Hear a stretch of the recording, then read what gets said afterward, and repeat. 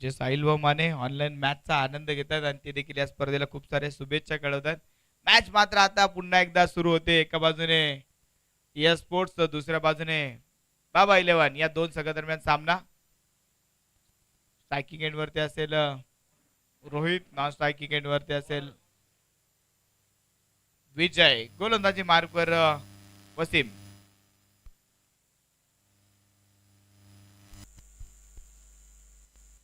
4 over 16 मिनिटांमध्ये पूर्ण करणं गरजेचं असेल. जर 16 मिनिटांमध्ये 4 ओव्हर पूर्ण झाले नाही तर शेवटच्या म्हणजे 5व्या षटकामध्ये तुम्हाला 4च खेळाडू 30 सर्कलच्या बाहेर थांबवता येतील. एका खेळाडूला आत यावं लागेल याची नोंद घ्या. पंच टायमर सेट करणार आहेत. बरोबर मला वाटतं आता माझ्या घड्याळामध्ये तरी 11 वाजून 45 मिनिटं झालेले आहेत. 44 मिनिटं झालेत म्हणजे बरोबर 11-12 वाजेपर्यंत इनिंग 4 ओव्हर संपूर्ण गरजेचे असेल. पहिला चेंडू मात्र सुरेख, पहिला चेंडू मात्र डॉट बॉल, पहिला चेंडू निर्धाव. सुरुवात मात्र एक चांगली झाली. सुरुवात मात्र डॉट बॉलने वसीमने आता केली. मगाशी पाहिलं तर 54 धावांचं टार्गेट डिपेंड करत असताना वसीमने केलेली भेदक गोलंदाजी. पहिल्या 2 ओव्हरमध्ये त्यांनी अक्षरशः फलंदाजांना लोटांगण घालायला लावले होते आणि आता पुन्हा एकदा गोलंदाजीला सुरू झाली आणि पहिलीच ओव्हर इथे मात्र सुरू होताना पहिला चेंडू मात्र निर्धाव.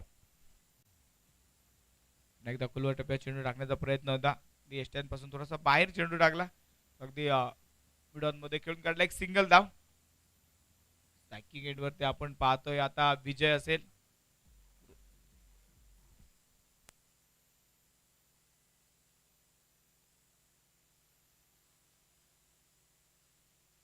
काल आपण पाहिलं तर विजय पवार आणि रोहितने केलेली सुरेख बॅटिंग. मला वाटतं 44 धावांची नाबाद पार्टनरशिप त्यांनी पहिल्या विकेटसाठी केली.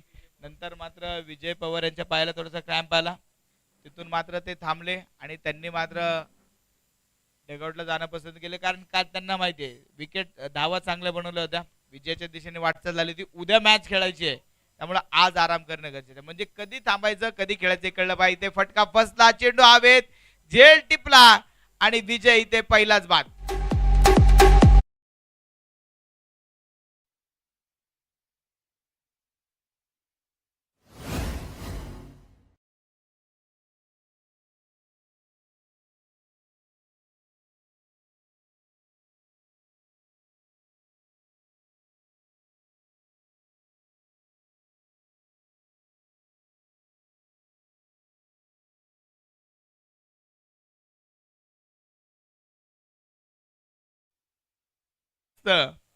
हे टी स्पोर्ट्सला विचारा. कारण अगदी पाहिलं तर पहिल्या मॅच मध्ये त्यांनी तो धावफलक बनवला होता. या मैदानामध्ये 54 धावा म्हणजे फार मोठं टार्गेट नाही. ते ते सामना जिंकलं तरी असतील तरी सामना हारलेला संघ जर पाहिला विराट प्रतिष्ठान हा सामना त्यांच्या चुकीमुळे त्यांनी गमावला. कारण 54 धावा फार मोठं टार्गेट नव्हतं. तिथे मात्र बॅटिंग मध्ये थोडीशी गडबड झाली आणि त्यांना सामना गमवावा लागला.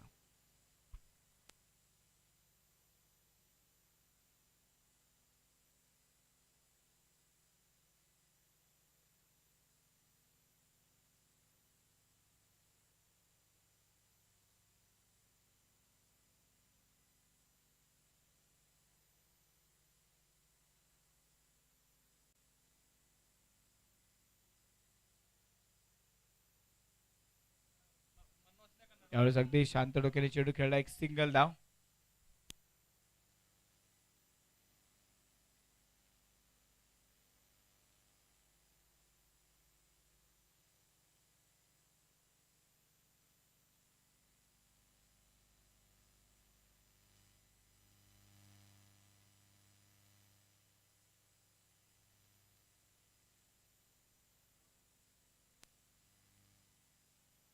धावफलकावरती नजर टाकली तर 2 धावा धावफलकावरती पूर्ण होत आहेत.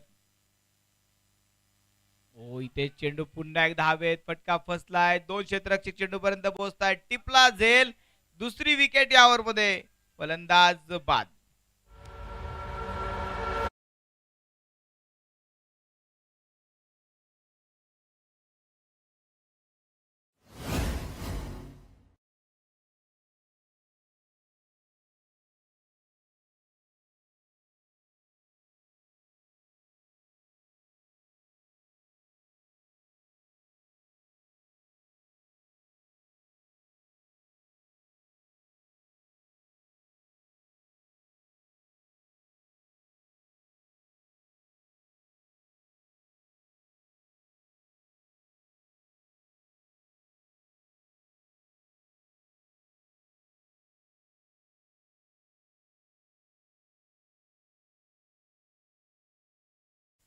कभी धूप कभी छाया, यही है क्रिकेट की माया.